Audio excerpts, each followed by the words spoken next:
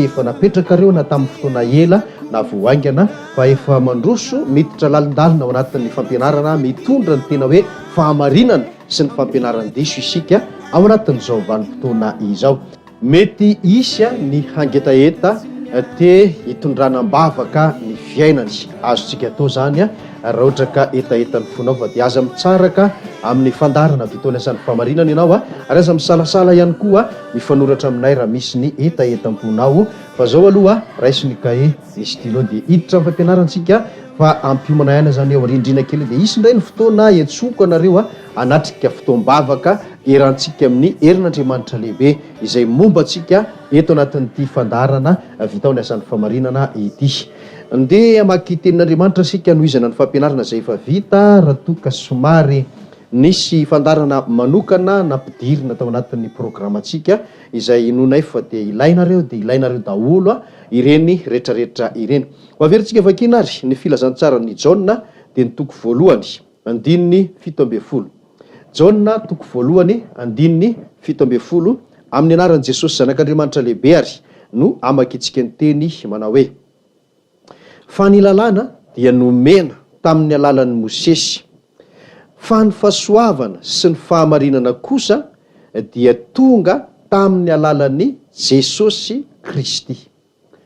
Miteny zavatra roa samihafa, olona roa samihafa sy vanim-potoana roa samihafa ity teny ity zay. Mino aho fa efa azonao raha nanaraka ny fampianarantsika farany ianao tamin'ny fotoanany. Ny voalohany dia hoe ny lalàna, iza ny nomenan'io? Mosesy. Ny vanim-potoana tany aloha. Faharoa ny fahasoavana sy ny fahamarinana, iza indray ny mitondra azy? Jesosy Kristy. Ny vanim-potoana taty aorianan'ny hazo fijaliana, le teo zany talohan'ny hazo fijaliana. Zany hoe manasaraka zava-mitranga na fomba iray talohan'ny natongavany hazo fijaliana sy ny anankiray koatran'iny taorianan'ny hazo fijaliana ity tenin'Andriamanitra ity. Inona le zava-nisy talohan'ny hazo fijaliana? Ny lalàna. Iza no nomena azy? Mosesy. Fa saingy tsy any Mosesy fa an'Andriamanitra. Ny vanim-potoana hoe dia hoe talohan'ny hazo fijaliana. Dia ny zava-mitranga tao anatin'io dia tsy mitovy mihitsy amin'ilay zava-mitranga taorianan'ny hazo fijaliana izay nanomezana ny atao hoe fahamarinana sy ny fahasoavana. Zany hoe talohan'ny hazo fijaliana zany dia nomena ny lalàna. Rehefa tonga indray ny hazo fijaliana dia nomena indray ny atao hoe fahamarinana sy fahasoavana. Zay no azo adinitsika zay. Ny zava-mitranga tao anatin'ilay fanomezana ny lalàna no andao jerefantsika kely hoe talohan'ny natongavany hazo fijaliana zany dia nomena ny lalàna, dia io lalàna io dia nianaran'ny olona ary ivelan'ny olona, nampahafantarina ny olona, nitsarana ny olona ihany koa ary mbola nitarihana ny olona. Inona nefa ny zava-mitranga tao anatin'izay vanim-potoana ny lalàna izay dia amaky isika ny teny efa nivakiana ihany aloha fa somary anamafisatsika ity resaka androany ty ao amin'ny Romanina dia ny toko 7, Romanina toko 7 andiny 7 ka hatramin'ny 12 avakitsika daholo. Romanina toko 7 andiny 7 ka hatramin'ny 12 amin'ny anaran'i Jesosy Tompo ary zao ny vaky ny teny: inona ary no lazaitsika? Ota va ny lalàna? Sa natria izany? Kanefa tsy nahalala ny ota aho ratsy tamin'ny lalàna, satria tsy fantatro akory ny fitsiriritana raha tsy ny lalàna ny nanao hoe aza mitsiriritra. Fa io didy io no nentin'ny ota nampihetsika ny fitsiriritana rehetra tato anatiko, fa maty ny ota raha tsy misy ny lalàna. Ary izaho dia velona tsy nanan-dalàna fa iny, fa rehefa tonga kosa ny didy dia velona indray ny ota ka dia maty aho. Ary ny didy izay natao hahazoana fiainana dia hitako fa nahatonga fahafatesana tamiko kosa, fa io didy io dia nentin'ny ota namitaka sy nahafaty ahy. Efa nazavaintsika io tamin'ny fampianarana farany fa amafisiko ihany zany hoe zao ny zava-mitranga tao anatin'ilay hoe nomenany olona ny lalàna. Dia hitany masony vakina aminy fa ny azontsika maritana azy amin'ny teny tokana moa dia hoe ivelan'ny olona ny lalàna. Ary ny lalàna iny no mifehy sy mitarika ny fiainan'ny olona, ka na misy zavatra tiany atao azy rehefa mifanipaka amin'iny lalàna iny dia tsy manao le olona. Ao anatiny te hanao ary ohatrany mila n'le zavatra mihitsy le ao anatiny eo zay le hoe filana zay fa sakanan'le lalàna de lasa tsy manao izy na teanao aza fa raha sanatria tsy voafehany tenany ka lasa manao ihany izy zany hoe mandika an'le lalàna de misy lalàna hafa indray mitsara azy hoe zao nanaovana niny olona iny a satria nandika an'ity lalàna ity izy. De rehefa nifezin'ny apôstôly Paoly araky ty vakitsika ity zany ny zavanitranga tao am'izay fotoana izay de zao ny lalàna ozy izy de tsy ota akory fa saingy zao na lalàna ny atao hoe ota zany hoe nahafantarana zany hoe inona avy ny atao hoe ota de ny tany sainy teo zany hoe zao ny ota arak'izay voasoratra anatin'ny lalàna maka ohatra anankiray ho ny apôstôly Paoly hoe misy lalàna hoe aza mitsiriritra za zany ho izy tsy nahalala mihitsy hoe fahotana na ota le hoe mitsiriritra raha tsy io lalàna io no niteny tamiko hoe aza mitsiriritra fa saingy zao ny olana ho izy araky ny nahalalako an'io lalàna io am'izay zany hoe tsy azo atao le mitsiriritra vo mainka am'izay izy nietsika be la tato anatiko tato a le fitsiriritana tato anatiko tato de lasa ny rongatra daholo arakaraky ny nahitako an'io fijaliana zany ny fiainako ny apôstôly Paoly hoe lalàna miteny aza mitsiriritra ny ato anatiko mirongatra be le fitsiriritana te hitsiriritra aho fa matahotra hoe raha vao za mitsiriritra eo a zao ny miandry ahy de ohatran'izay zany ny zavatra namehezan'ny apôstôly azy de raha nytoy zany le izy de hoe io didy io mihitsy izy nentin'ny ota napetsika amin'ny fitsiriritana rehetra tato anatiko satria zaho izy taloha tsy nahalalanyzany hoe fahotana ny fitsiriritana de ohatrany tsisy fitsiriritana mihitsy tato anatiko tato fa raha vao nafantatra an'io a io mihitsy ny nanetsika an'le fitsiriritana tato anatiko tato a zao nazoko lazaina ho ny apôstôly Paoly hoe io didy io izy zay neritreretana mba azahoana fiainana ay vao mainka nitondra fahafatesana tato anatiko zay zany namezany anazy fa io didy io nentin'ny ota namitaka sy nahafaty ahy de tsy Paoly irery fa ny olon-drehetra zay mbola tao anatin'le hoe vanim-potoana anankiray talohan'ny azo fijaliana lalàna no ny feny olona zay natao hoe taritin'ny lalàna izy ary ivelan'le olona ny lalàna de ohatr'izay daholo ny fiainan'ny olona rehetra fa tsy Paoly rery akory de mbola nitoizany moa teny io indrindra eny amin'ny andininy 14 ka hatrany amin'ny andininy fa 20 ao amin'ny Romanina 7 ihany de nisy zavatra nitantarain'ny Jeromy vavolombelona mihitsy eo fa saingy zao no tokony ho fantatsika io zavatra soratan'ny apôstôly io zany de zavatra ny ainany talohany nahandraisany ny fahasoavana nomeny Jesosy Kristy teo amin'ny hazo fijaliana satria zay le teny am'le Jaona toko voalohany vakitsika voalohany teo hoe ny lalàna de nomena tamin'ny alalan'ny Mosesy fa ny fahasoavana sy ny fahamarinana kosa de nomena tamin'ny alalan'ny Jesosy Kristy de tamin'izy le mbola tsy tao am'le hoe Jesosy Kristy fa mbola tao am'le hoe lalàna zany hoe taloha mbola tsy nahalalany Jesosy no tantarainy am'ty fiainany ity de te hitandrina ny lalàna izy fa saingy zao misy voatandriny ihany misy tsy voatandrina satria mahery loatra le ho tao anaty zay no namehezany azy zay ka zay ny zavatra nitranga sy nisy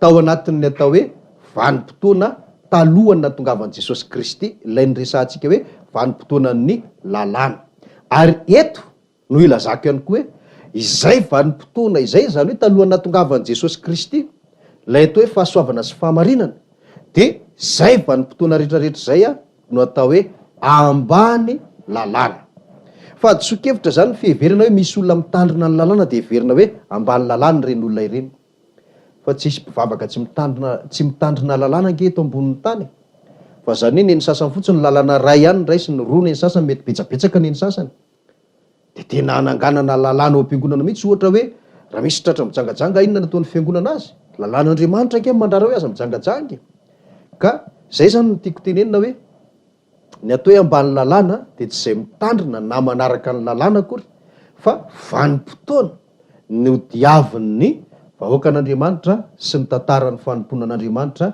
talohan'ny atongavan'ny azo fijaliana zay no atao hoe ambany lalàna de efa niresantsika teo hoe inona zavatra nisy tao anatin'izay vanim-potoana izay a de le hoe napetsika ny ota tsy natanteraka an'le fahamarinana zay tian'Andriamanitra mihitsy zany de inona ary nataon'Andriamanitra rehefa nahita an'izay zavatra zay hoe nomena ny lalàna ay vo mainka niteraka zava-dratsy tao anatin'le olona le hoe nahazahoana fiainana ny naniriana azy ay vo mainka niteraka fahafatesana vo mainka niteraka fitaka araky ny romanina vakitsika teo. Inona ary ny programan'Andriamanitra tamin'izany fotoana izany noho ny fahitany ny tsy fitezan-javatra izay tsy araky ny eritreretiny teo amin'ny olona. Amaky tenin'Andriamanitra sika ao amin'ny bokin'ny Jeremia. Jeremia toko fa 1:30 dia ny andininy 1:30 ka hatramin'ny 4:30. Jeremia toko fa 1:30 andininy fa 1:30 ka hatramin'ny andininy 4:30 ary amin'ny anaran'i Jesosy Kristy zao ny vaky ny teny. Indro avy ny andro, ho Jehova, izay hanaovako fanekena vaovao amin'ny taranak'Israely sy ny taranak'i Joda. Nefa tsy araka ny fanekena nataoko tamin'ny razany tamin'ny andro nitantanako azy nitondra azy nivoaka avy tany amin'ny tany Egipta, fa izy ireny dia nivadika ny fanekeko, nefa izaho ny vadiny, hoy Jehova. Fa izao ny fanekena hataoko amin'ny taranak'Israely rehefa afaka izany andro izany, hoy Jehova, dia ataoko ao an-tsainy ny lalako sady ho soratako ao am-pony, ary izaho ho andriamaniny ary izy ho oloko. Ary samy tsy hampianatra ny namany sy ny rahalahiny avy intsony izy hoe mahalala ny Jehova, fa samy alalay avokoa izy rehetra, hatramin'ny kely indrindra ka hatramin'ny lehibe indrindra, hoy Jehova. Fa havelako ny elony ary tsy ho tsarovako intsony ny fahotany. Zay no fikasan'Andriamanitra amin'izay ary. Raha nanantena zany izy hoe tena handeha araka ny famarinany reto zanak'Israely reto, izay zanak'Israely zay ihany mantsy no vahoakan'Andriamanitra tamin'izany vanim-potoana izany, dia nomena ny lalàna hoe mba handehanandreo amin'ny fahamarinana. Ay, zava-doza ho ihany nitranga satria nampietsika zavatra maro izay atao hoe vokatry ny ota avokoa tao anatin'ny fiainan'ny olona, ny fahitany sy ny fahalalany le lalàna. Dia ohatran'ny kivy Andriamanitra raha olombelona angamba hoe za ty mba nanantena an'izao nefa tsy izany ny zavatra nisy. Fa zany hoe Andriamanitra azy moa dia tsy kivy izy, fa nanao drafitra na planina na zava-baovao Andriamanitra hoe zao indray ary. Inona le teniny? Hoe indro avy ny andro sisy hanao fanekena vaovao amin'ny taranak'Israely sy ny taranak'i Joda aho. Ny dikany zany dia hoe zay rehetrarehetra ny iainana tao ambanin'le vanim-potoana atao hoe ambanin'ny lalàna izay no resahan'ny tenin'Andriamanitra hoe fanekena taloha. Dia zava-nisy tao le niresahantsika ty hoe ivelan'ny olona ny lalàna, napetsika an'le ota ka na ratsy hatrany hatrany ny fiainan'le olona, dia indraindray izy mandika an'le lalàna ihany.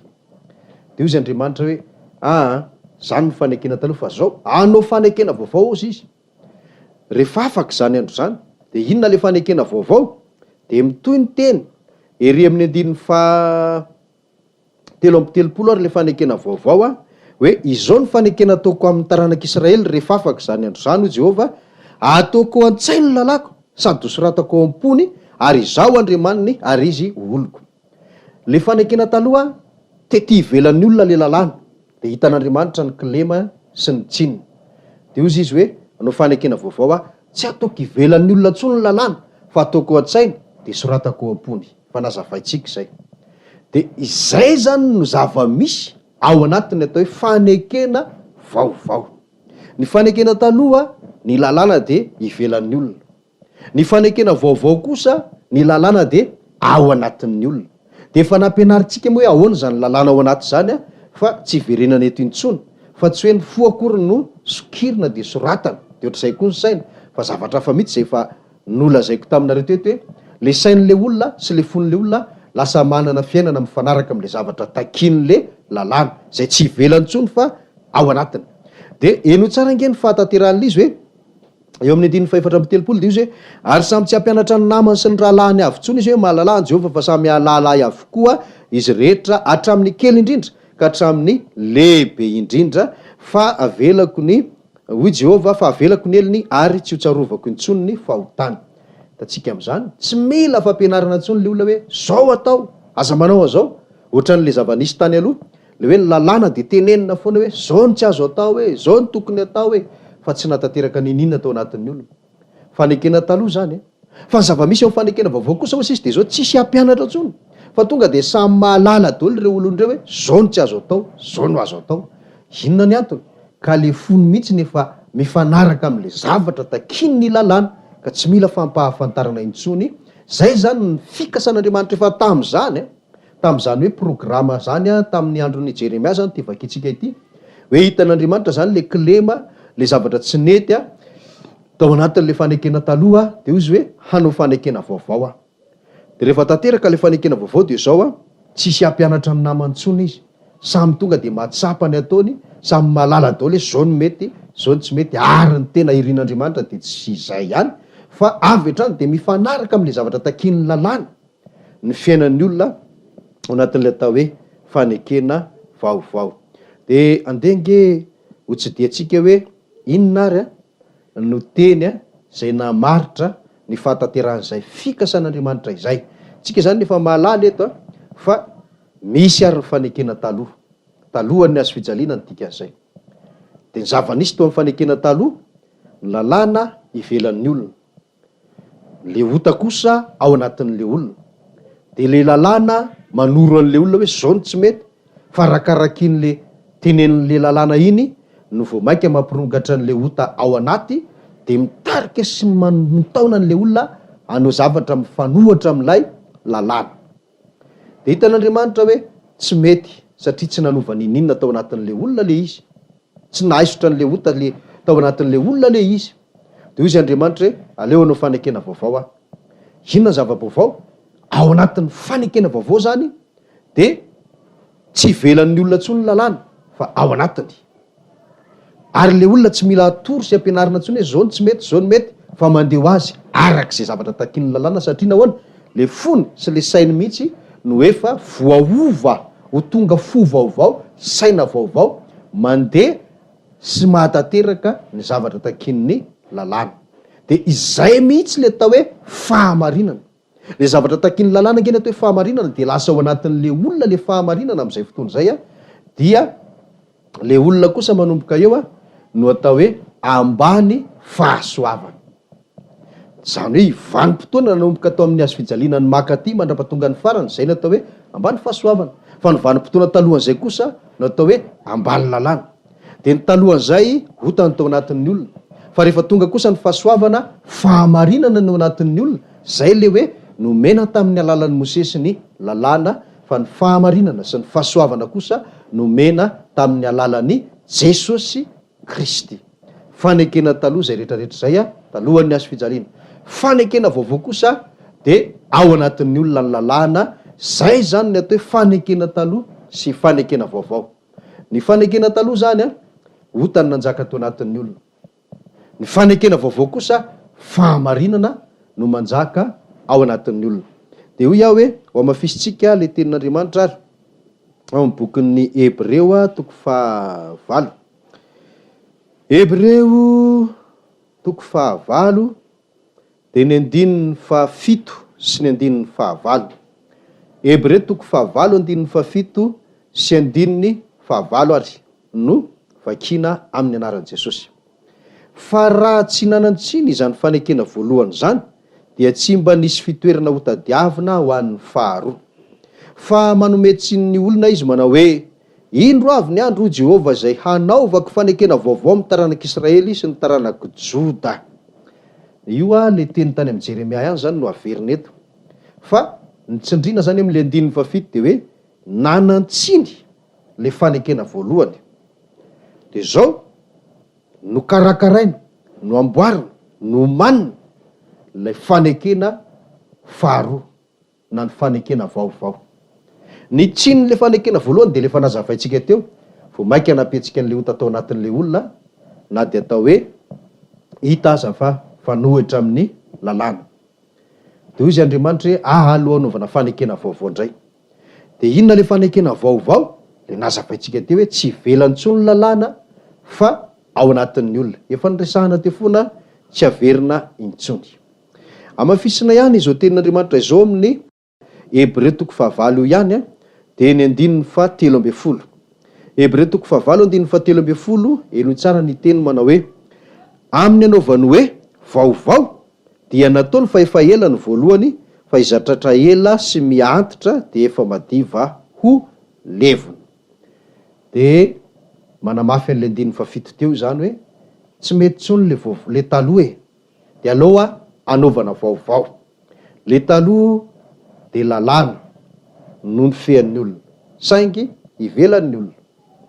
Le vaovao kosa le lalàna ao anatin'ny olona tsy ivelany intsony, ary Kristy na ny fahamarinana no manjaka ao anatiny. De io zany le teny voasoratra any amin'ny Jeremia 1:telopolo ihany no miverina ao amin'ny Hebreo 9:vakitsika io manomboka amin'ny 17, vakio tsara ngina 19:11 de ho voamarinao zay zavatra izay. Zany hoe tany amin'ny testamenta taloha, mbola tamin'ny andro fanekena taloha, de efa nomanina sy nolazaina ny hisin'ny fanekena vaovao. Eto amin'ny bokin'ny Hebreo kosa zay efa taty amin'ny andron'ny fanekena vaovao, de